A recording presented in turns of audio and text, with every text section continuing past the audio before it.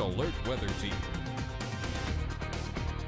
All right, as we said, about a month and a half now into the hurricane season, and right now looks like after Chantal we have a quiet period in the tropical Atlantic, but of course usually as we progress over the next couple weeks we do expect things to get more active in the tropical Atlantic. You can see one pretty prominent wave there just to the south of the Cabo Verde Islands, but at the moment we do not expect anything to actually develop and take on a name certainly over the next 7 days. Now Colorado State has released their updated hurricane forecast. They did lower the number just a tad. 16 named storms, their latest forecast. Normal hurricane season we see 14 named storms. Hurricanes, they're now projecting 8.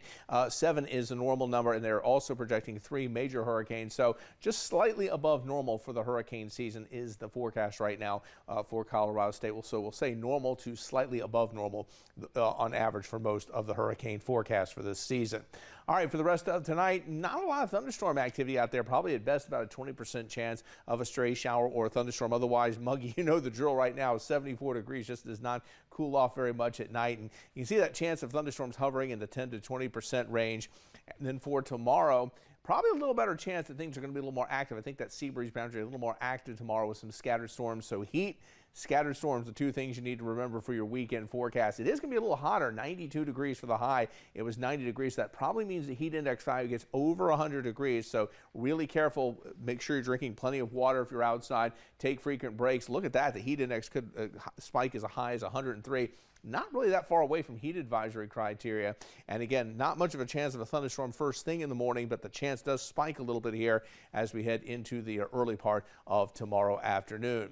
Weekend forecast, not surprisingly, a lot of yellow on this map indicating some concerns. It's not going to be a totally lost weekend by any stretch if you're heading to the beach. Keep in mind still an elevated risk of rip currents. There will also be some scattered storms, particularly if you happen to be there in the afternoon or early evening. Boating conditions, not bad, but of course you've got to watch out for the storms. There are some calmer periods around where you can probably do some boating.